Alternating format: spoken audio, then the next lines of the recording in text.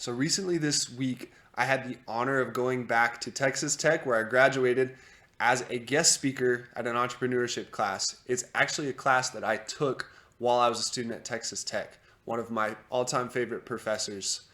And while I was there, I was talking to a bunch of mostly seniors that were about ready to graduate. Some of them were ready to start businesses.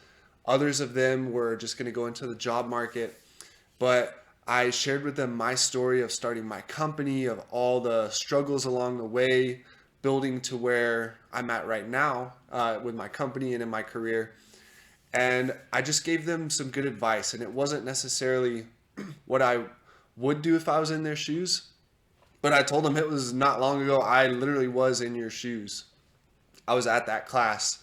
I was getting ready to graduate. I had just started this company. And so I shared with them three things that they should focus on as they transition either into the job market or as they are starting and growing their own companies. The number one thing I told them was to get rid of their crutch. That was the first lesson that I shared with them. Told a story about my own life, how I always have had the support and encouragement of my family and how I didn't really have a hard life. And that was the crutch that I kept leaning on, that kept enabling me to give up early and to justify not succeeding because I always had something to fall back on. For me, I had to artificially throw that crutch out and I had to make things more difficult on myself than they should have been in reality to develop the perseverance to keep going and truly achieve something big and not just start something that I never finished. So that was the first one. Second tip that I gave all of these seniors in college is be okay with a lower standard of living.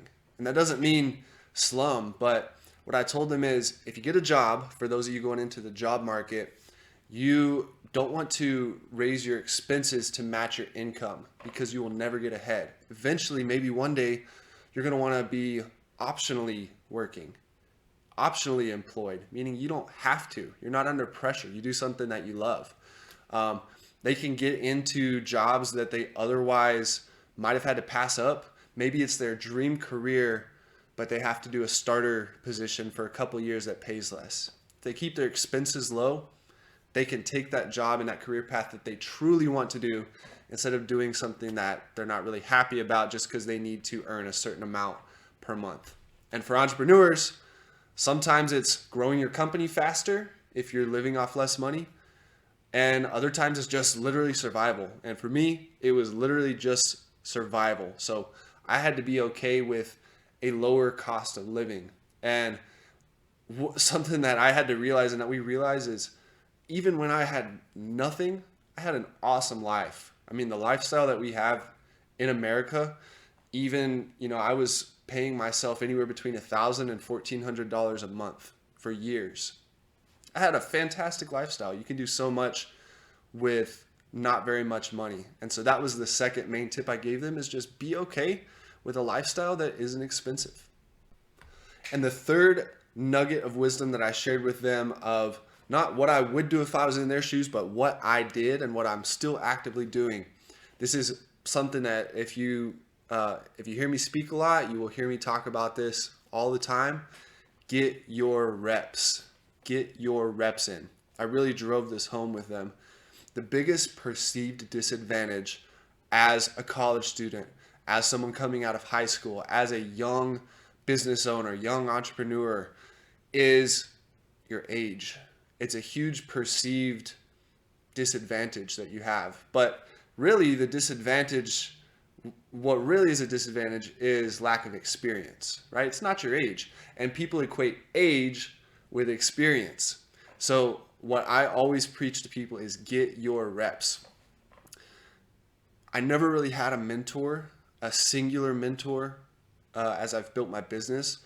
I've relied on a lot of people for great wisdom and great advice. And I typically go, ask people, hey, what would you do in this scenario? But I didn't have that one mentor that just pulled me up from the bottom to where I'm at now. And the reason is because I was getting my reps. I just didn't happen to run into someone that could pull me all the way up from where I was to where I wanted to get because there are always different challenges and there wasn't a single person that could help me with every single challenge I was going through. And what happened was I'd go to people I really wanted a mentor, and they had 30, 40, 50 years of experience, and they mentor a lot of other people. And I would ask them questions that they didn't quite know the answer to, so I'd have to go research it myself. And I was just in the business doing, getting my reps every single day, taking huge amounts of action that other people were like, oh my goodness, who is this guy? And through getting my reps, these people that mentor a lot of others started to come to me for advice within a matter of 2 years of being in the business. And so what I shared with these college students is that it's not about how old you are. For an example, if someone's been in a career for 20 years and they work 200 days a year and they get one solid rep of whatever business they're in per day, over 20 years, they're going to have 4,000 reps. And you'll say that person has a lot of experience. They are an expert in the field. But if you come in and you are just focused and intent on doing that one thing that you need to do in your life, in your career, in your business, and you can pump out 10 reps per day, just focused, concentrated work, which, by the way, no one is as productive as they think they are. We're really unproductive. So if you can actually just have that laser focus and be productive, and let's say you get 10 reps per day of whatever it is, 10 quality sales appointments where you try to make a sale, whereas they have one quality appointment per day, whatever it is. If you do that, and let's say you only work the same 200 days. Now, starting out, you're probably going to want to work more days so you can catch up faster. But let's say you're getting 10 good reps a day versus their one. After a year, you've got 2,000 reps. After 2 years, you've got 4,000 reps. So your 2 years of experience versus their 20 years of experience now is on an even playing field. It's not about age. It's about how many reps you've put in. So yes, the more time someone spends, the more reps they put in. But this was the third and probably the most important thing I drove home to them is there really isn't any reason that you can't achieve the things you want to in a condensed timeline. I talked about delaying gratification, and it's very important. But people typically underestimate the amount of effort they can really put in and how much they can compress a steep learning curve to where they can have a high level of expertise within a really short amount of time. Short, in my book, being a matter of a couple of years, 3 years, something like that.